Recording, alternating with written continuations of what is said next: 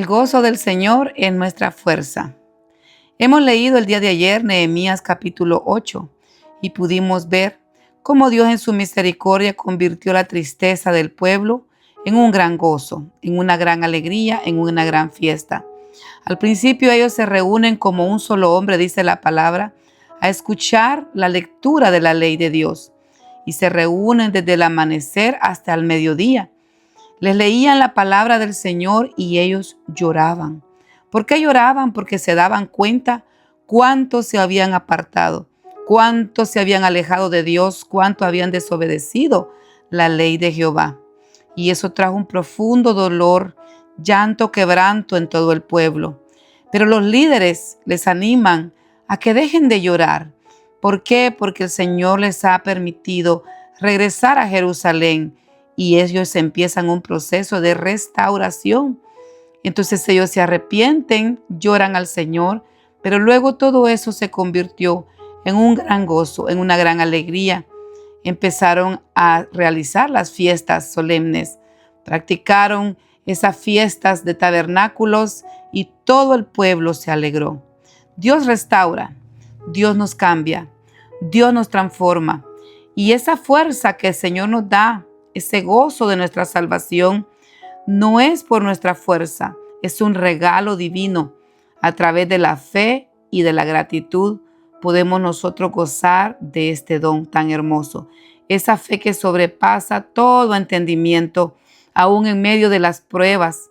Esa esperanza que tenemos en Dios nos hace tomar nuevas fuerzas el Señor aún en medio de la dificultad y de los problemas. Así que ánimo, que nuestro llanto se convierta en gozo para la gloria del Señor. ¿Cómo? Confiando en Él, clamándole a Él, poniéndonos a cuentas con Él, porque cuando recibimos ese perdón, sentimos esa paz profunda, que no proviene de las circunstancias, de lo exterior, sino porque Cristo vive en mí y el Espíritu Santo está con nosotros, dándonos fuerzas nuevas, aún en nuestro diario vivir. Él puede glorificarse y darnos esa fuerza, ese gozo y esa paz. Sean bienvenidos nuevamente a otro día más. Leamos juntos la Biblia, crezcamos en la gracia, tengamos amor por la palabra y así que nos ponemos en las manos poderosas del Señor. Dios les bendiga, bienvenidos, así oramos. Padre, en el nombre de Jesús te damos gracias, Señor amado, porque tú también, así como obraste en tu pueblo amado y escogido, Señor, cuando regresaron a Jerusalén y pudieron, Señor, reconstruir esos muros y poner esas puertas, Señor.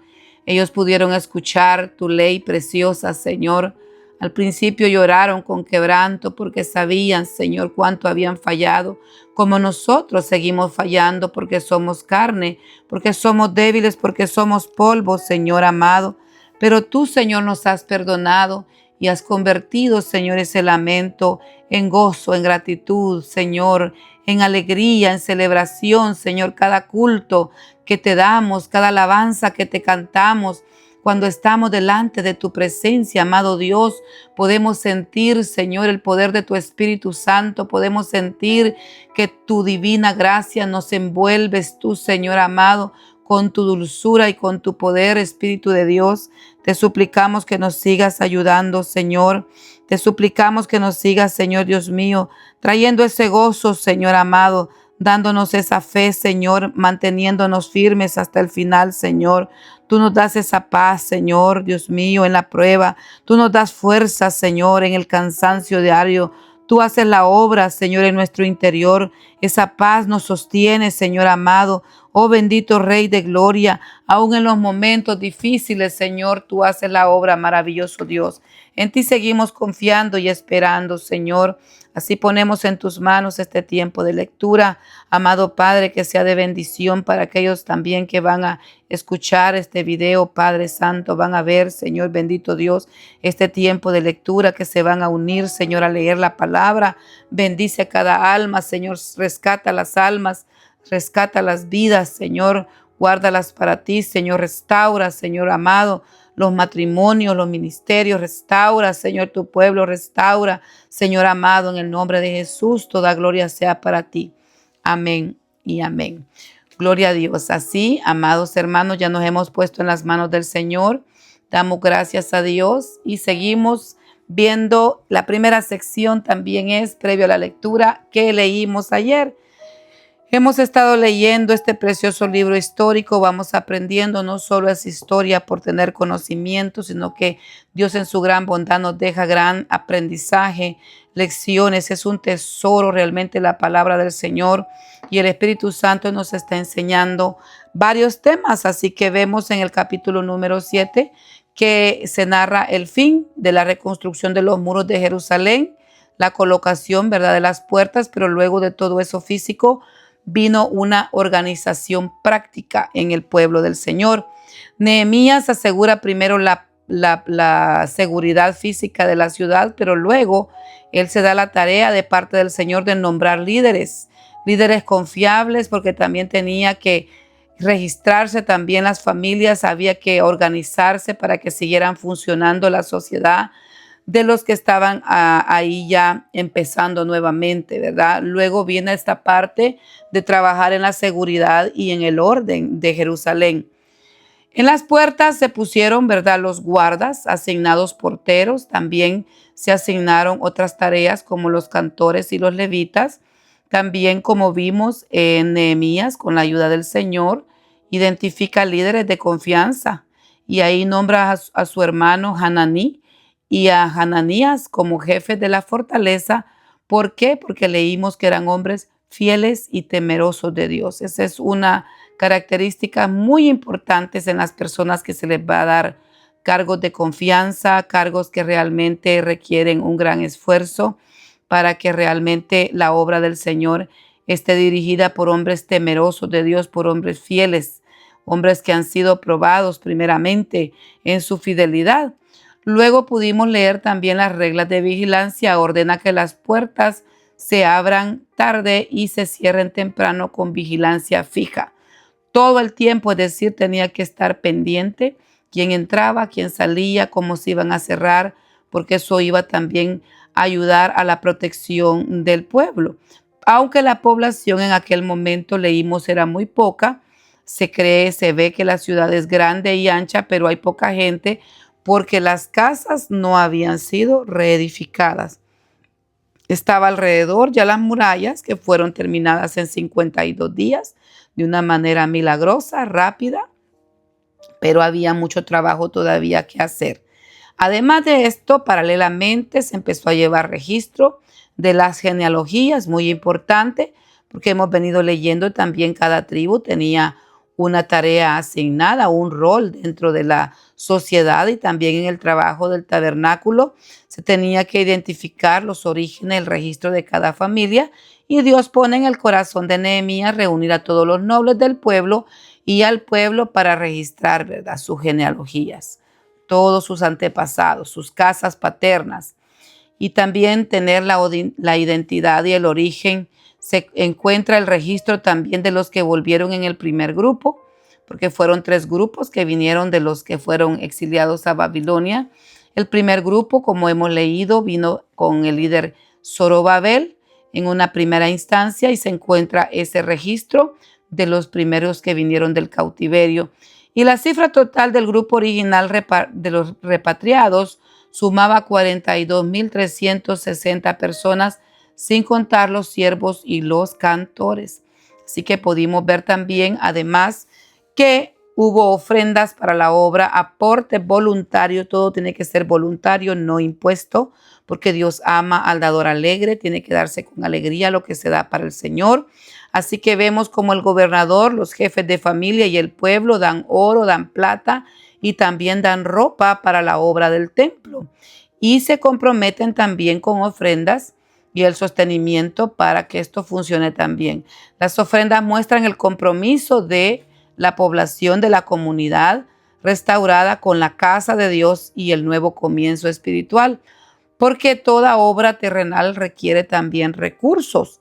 Realmente nosotros tenemos que estar pendientes del quehacer de la iglesia, que la iglesia también, por ejemplo, hoy en los días actuales, si las iglesias no tienen sus propios templos, pues obviamente hay un gasto, hay que pagar alquiler, hay que también, si se tiene un terreno, seguir pagando el terreno, la ofrenda que se le da al pastor, todos los gastos que incurre la operación, si se paga agua, luz, si hay seguro, si hay gasolina, qué es lo que se incurre para también estar operando, si hay suplementos para poder hacer la limpieza, etcétera, etcétera, ¿verdad? Y cada actividad también extraordinaria requiere también recursos. Entonces, el Señor nos deja un gran aprendizaje de que es necesario que la iglesia, que el pueblo, que todas las personas estén comprometidas también con la casa del Señor, con el templo y con la obra en general. Así que habiendo revisado en resumen que leímos el día de ayer, vamos a pasar a la lectura siempre del libro de Nehemías en el Antiguo Testamento y vamos a leer ahora el capítulo número 9, honrando al Padre, al Hijo y al Espíritu Santo, y el título es Esdras confiesa los pecados de Israel. En el día 24 del mismo mes se reunieron los hijos de Israel en ayuno y con cilicio y tierra sobre sí. Y ya se había apartado la descendencia de Israel de todos los extranjeros y estaban en pie, confesaron sus pecados y las iniquidades de sus padres. Y el pueblo de pie en su lugar leyeron el libro de la ley de Jehová su Dios, la cuarta parte del día, y la cuarta parte confesaron sus pecados y adoraron a Jehová su Dios. Luego se levantaron sobre la grada de los levitas Jesúa, Bani, Cadmiel, Sabanías, Buni, Serebías, Bani, Kenani, y clamaron en voz alta a Jehová su Dios. Y dijeron los levitas, Jesúa, Cadmiel, Bani, Hasbanías, Serebías, Jodías, Sebanías y Petaías, levantaos, bendecid a Jehová vuestro Dios desde la eternidad hasta la eternidad. Y bendígase el nombre tuyo glorioso y alto sobre toda bendición y alabanza. Tú solo eres Jehová. Tú hiciste los cielos y los cielos de los cielos con todo su ejército, la tierra y todo lo que está en ella, los mares y todo lo que hay en ellos. Y tú vivificas todas las cosas y los ejércitos de los cielos te adoran.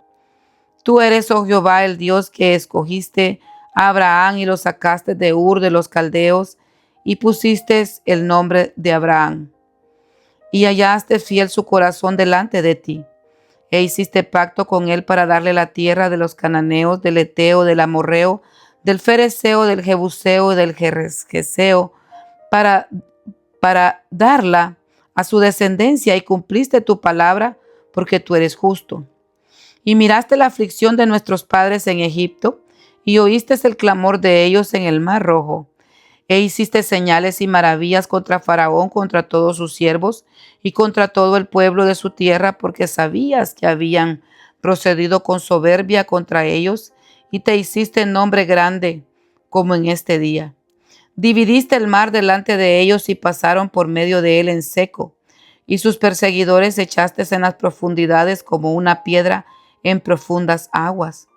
Con columna de nube los guiaste de día, y con columna de fuego de noche para alumbrarles el camino por donde habían de ir. Y sobre el monte de Sinaí descendiste, y hablaste con ellos desde el cielo, y les diste juicios rectos, leyes verdaderas y estatutos, mandamientos buenos. Y les ordenaste el día de reposo santo para ti.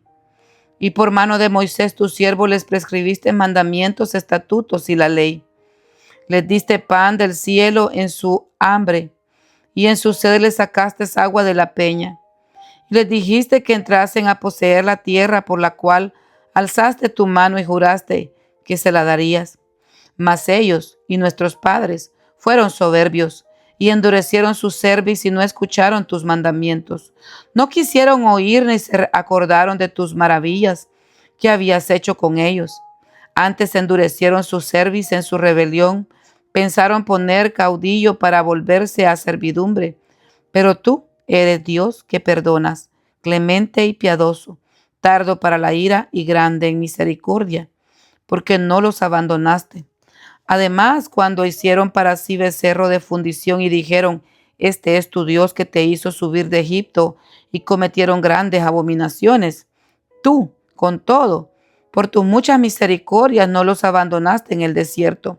La columna de nube no se apartó de ellos de día para seguirlos por el camino, ni de noche la columna de fuego para alumbrarles el camino por la cual habrían de ir. Y enviaste tú tu buen espíritu para enseñarles, y no retiraste tu maná de su boca, y agua les diste para su sed. Los sustentaste 40 años en el desierto, de ninguna cosa tuvieron necesidad. Sus vestidos no se envejecieron, ni se hincharon sus pies. Y les diste reinos y pueblos, y los repartiste por distritos, y poseyeron la tierra de Sehón, la tierra del rey de Hesbón, y la tierra de Og, rey de Basán. Multiplicaste sus hijos como las estrellas del cielo, y los llevaste a la tierra de la cual había dicho a sus padres que habían de entrar a poseerla. Y los hijos vinieron y poseyeron la tierra, y humillaste delante de ellos a los moradores del país, a los cananeos, a los cuales entregaste en su mano, y a sus reyes, y a los pueblos de la tierra, para que hiciesen de ellos como quisieran. Y tomaron ciudades fortificadas y tierras fértiles, y heredaron casas llenas de todo bien, cisternas hechas de viñas y olivares, muchos árboles frutales comieron y se saciaron, y se deleitaron en tu gran bondad. Pero te provocaron a ira, y se rebelaron contra ti, y echaron tu ley tras sus espaldas, y mataron a tus profetas que profesaban contra ellos, para convertirlos a ti, e hicieron grandes abominaciones. Entonces los entregaste en las manos de sus enemigos, los cuales los afligieron. Pero en el tiempo de su tribulación clamaron a ti, y tú desde los cielos los oíste. Y según tu gran misericordia les enviaste libertadores, para que los salvasen de mano de sus enemigos. Pero una vez que tenían paz, volvían a hacer lo malo delante de ti, por lo cual los abandonaste en mano de sus enemigos que los dominaron. Pero volvían y clamaban otra vez a ti, y tú desde los cielos los oías según tus misericordias. Muchas veces los libraste. Les amonestaste a que volviesen a tu ley, mas ellos se llenaron de soberbia y no oyeron tus mandamientos, sino que pecaron contra tus juicios, los cuales, si el hombre hiciere, en ellos vivirá. Se rebelaron, endurecieron su cerviz y no escucharon. Les soportaste por muchos años, y les testificaste con tu espíritu por medio de tus profetas, pero no escucharon, por lo cual los entregaste en mano de los pueblos de la tierra. Mas por tus muchas misericordias no los consumiste ni los desamparaste, porque eres Dios clemente y misericordioso. Ahora pues, Dios nuestro, Dios grande, fuerte, temible, que guardas el pacto y la misericordia, no se ha tenido en poco delante de ti todo el sufrimiento que ha alcanzado a nuestros reyes, a nuestros príncipes, a nuestros sacerdotes, a nuestros profetas, a nuestros padres, a todo tu pueblo desde los días de los reyes de Asiria hasta este día. Pero tú eres justo en todo lo que ha venido sobre nosotros, porque rectamente has hecho, mas nosotros hemos hecho lo malo. Nuestros reyes, nuestros príncipes, nuestros sacerdotes y nuestros padres no pusieron por obra tu ley, ni atendieron tus mandamientos y tus estatutos con que les amonestabas.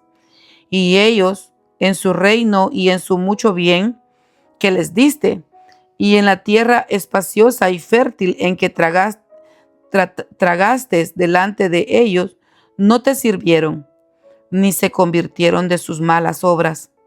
He aquí que hoy somos siervos, henos aquí, siervos de la tierra que diste a nuestros padres para que comiesen su fruto y su bien.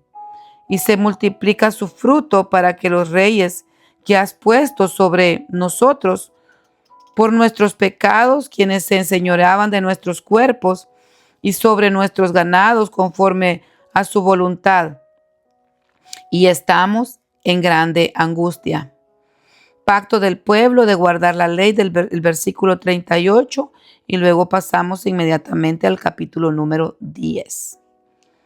A causa pues de todo esto, nosotros hacemos fiel promesa y la escribimos, firmada por nuestros príncipes y por nuestros levitas y por nuestros sacerdotes.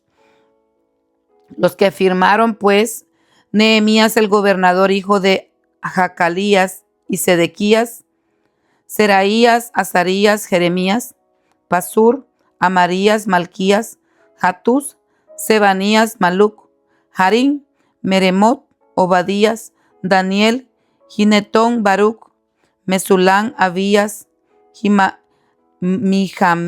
Mijamín, Maasías, Bilgai y Semaías. Estos eran sacerdotes. Y los levitas, Jesúa, hijo de Asanías, Binul, de los hijos de Nadad, Cadmiel, y sus hermanos Sebanías, Jodías, Kelita, Pelaías, Hanán, Micaía, Rehod,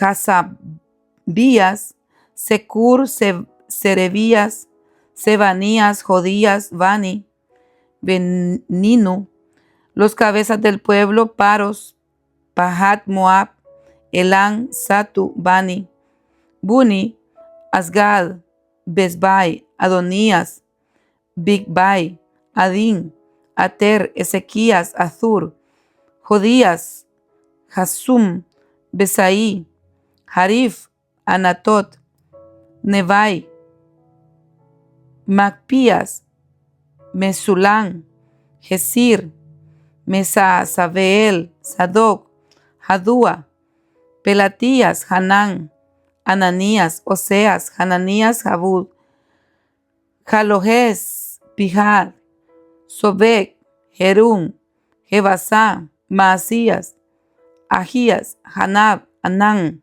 Maluc, Harín, Baana.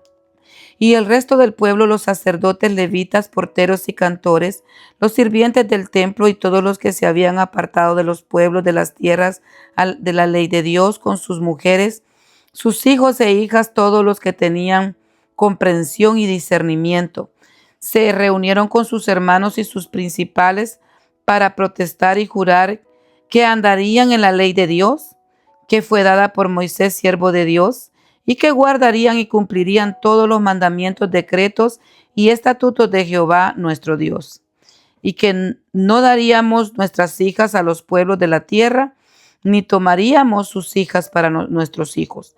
Asimismo, que si los pueblos de la tierra trajesen a vender mercaderías y comestibles el día de reposo, nada tomaríamos de ellos en ese día ni en otro día santificado, y que el año séptimo dejaríamos descansar la tierra y redimiríamos toda deuda.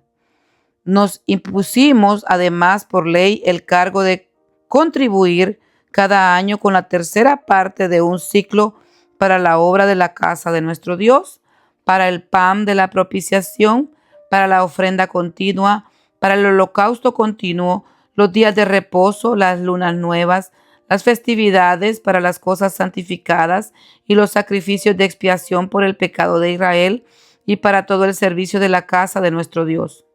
Echamos también suertes los sacerdotes, los levitas y el pueblo acerca de la ofrenda de la leña para traerla a la casa de nuestro Dios según las casas de nuestros padres en los tiempos determinados cada año para quemar sobre el altar de Jehová nuestro Dios como está escrito en la ley.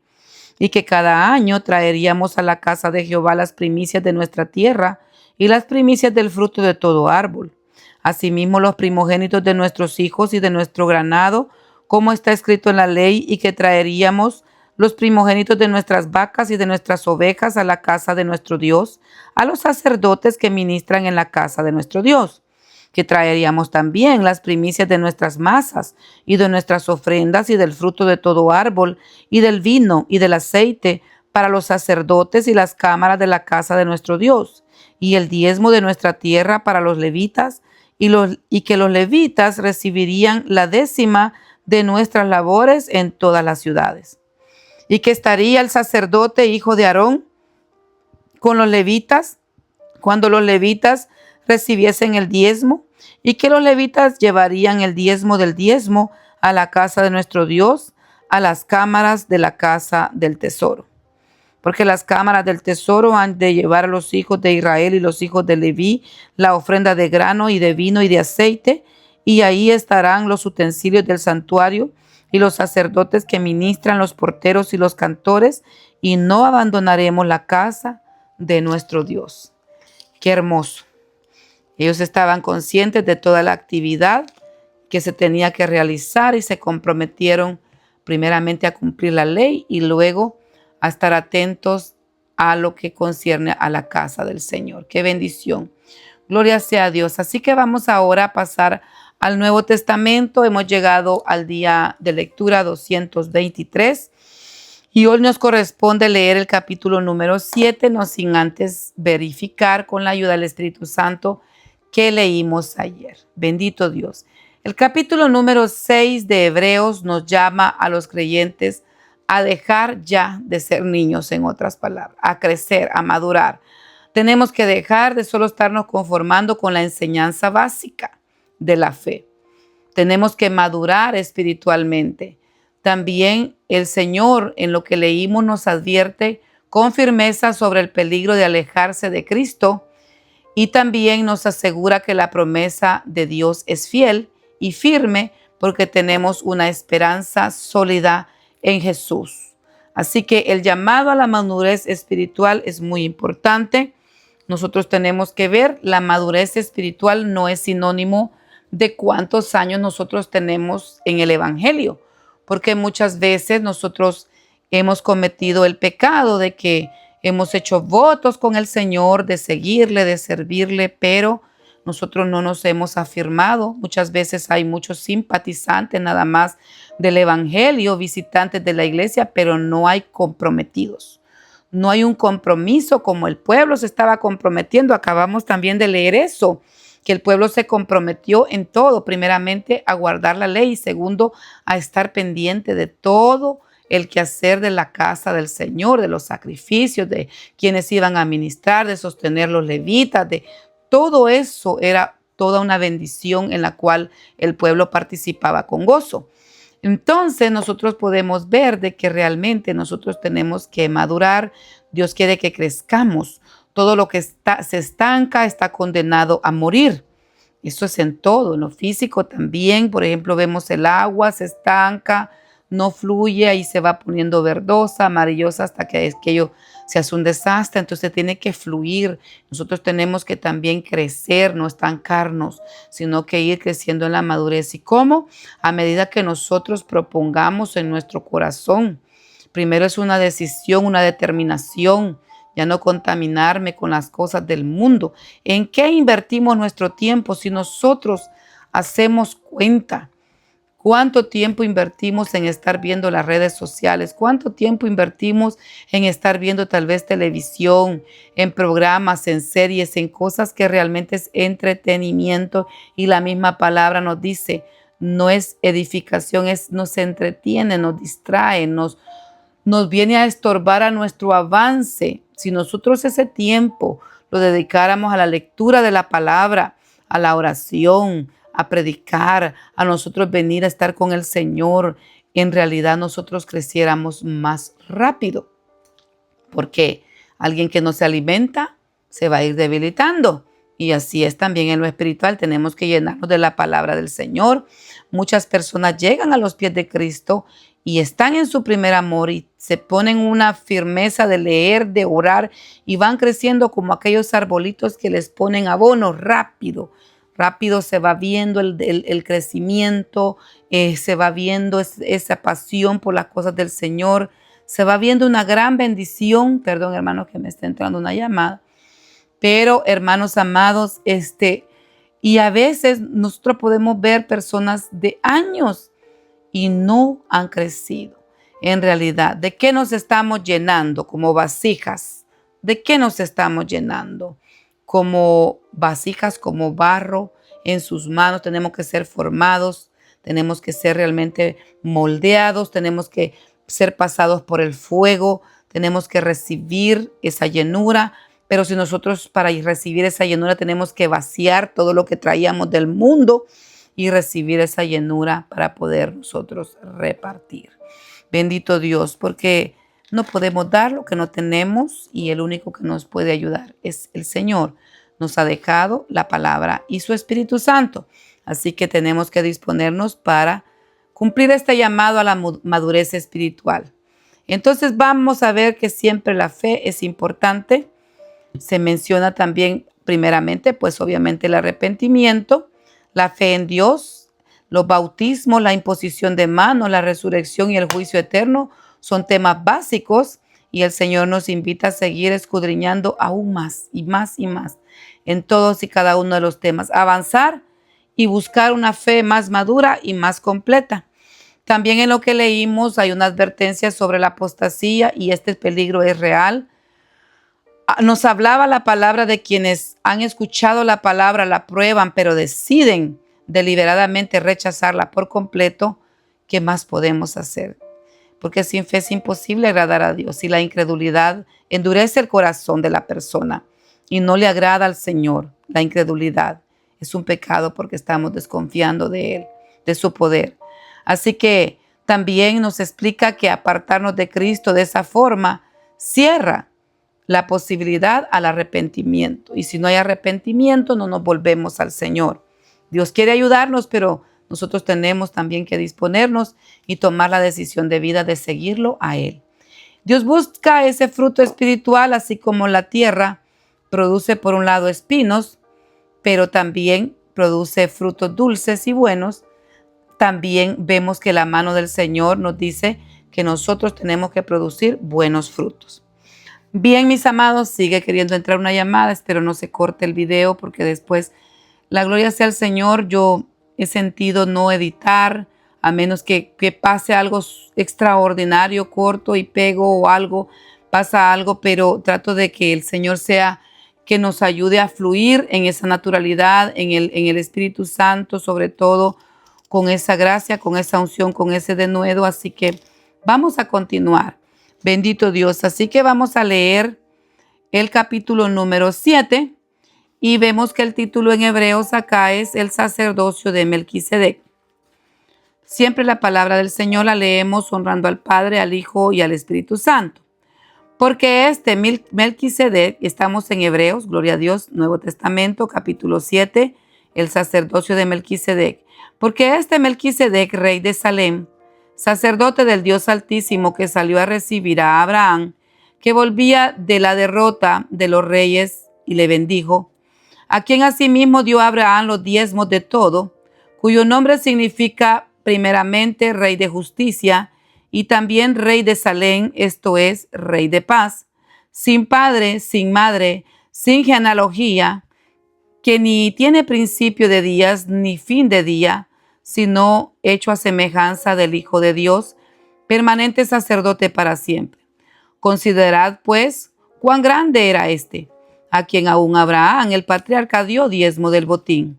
Ciertamente los que de entre los hijos de Leví recibieron el sacerdocio tienen mandamiento de tomar del pueblo los diezmos según la ley, es decir, de sus hermanos, aunque estos también hayan salido de los lomos de Abraham. Pero aquel cuya genealogía no es contada de entre ellos, tomó de Abraham los diezmos y bendijo al que tenía las promesas, y sin discusión alguna, el menor es bendecido por el mayor. Y aquí ciertamente reciben los diezmos hombres mortales, pero ahí uno de quien se da testimonio de que vive, y por decirlo así, en Abraham pagó el diezmo, también Leví, que recibe los diezmos. Porque aún estaba en los lomos de su padre cuando Melquisedec le salió al encuentro. Sí, pues, la perfección fuera por el sacerdocio levítico, porque bajo él recibió el pueblo la ley. ¿Qué necesidad habría aún de que se levantase otro sacerdote según el orden de Melquisedec y que no fuese llamado según el orden de Aarón? porque cambiado el sacerdocio, necesario es que haya también cambio de ley. Y aquel de quien se dice esto es de otra tribu, de la cual nadie sirvió al altar.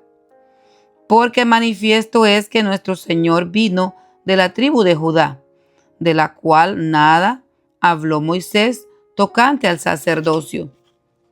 Y esto es aún más manifiesto si se a semejanza de Melquisedec se levanta un sacerdote distinto, no contrito conforme a la ley del mandamiento acerca de la descendencia, sino según el poder de una vida indestructible.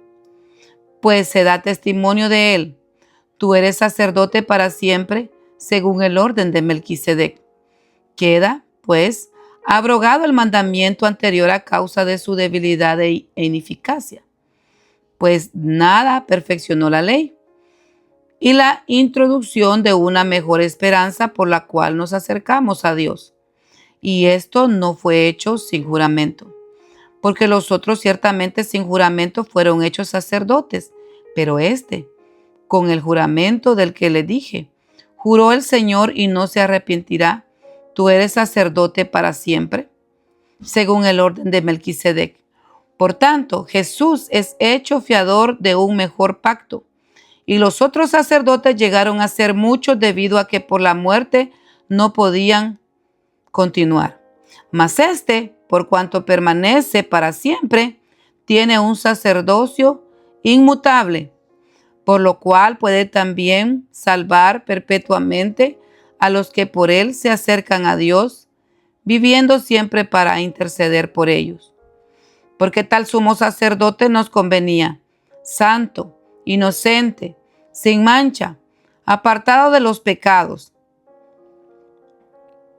Bendito Dios, apartado, de los pecadores, y hecho más sublime que los cielos, que no tiene necesidad cada día, como aquellos sumos sacerdotes, de ofrecer primero sacrificios por sus propios pecados y luego por los del pueblo, porque estos lo hizo una vez para siempre, ofreciéndose a sí mismo. Porque la ley constituye sumos sacerdotes a débiles hombres, pero la palabra del juramento, superior a la ley, al Hijo, hecho perfecto para siempre. Gloria sea al Señor. Hasta aquí nos quedamos con la lectura del capítulo número 7 del libro de Hebreos. Si Dios nos permite, el día de mañana continuaremos leyendo, bendito Dios, tanto en el Antiguo Testamento como en el Nuevo Testamento. Vamos avanzando, gloria sea al Señor. Les invito, les animo a que venzamos todo obstáculo en el nombre de Jesús, que apartemos un tiempo, un lugar específico, si es posible una hora específica, para saber: esta es la hora en que yo me reúno con el Señor para venir delante de su presencia, leer su palabra, sumergirme en la meditación de la palabra, hablar con Él, adorarle, bendito Dios, y exaltarle en la intimidad de nuestro hogar también, no dejando de congregarnos como muchos tienen por costumbre, como dice el apóstol Pablo, sino que también nosotros buscándole en todo momento y en todo lugar. Dios les bendiga y les guarde rica y abundantemente. Para mí es un privilegio, una alegría compartir la palabra, la lectura de la palabra del Señor. La gloria y la honra sea para Dios. Así que Dios les bendiga, les multiplique en gran manera fuerzas de lo alto, y así reciban saludos, bendito Dios, de mi esposo, el pastor José Franco Mendoza López, de su amiga Elsie de Mendoza, y también de toda nuestra familia y de la iglesia Misión Cristiana Roca de Agua Viva Manazas. Así sigamos adelante, es la orden del Señor. Amén.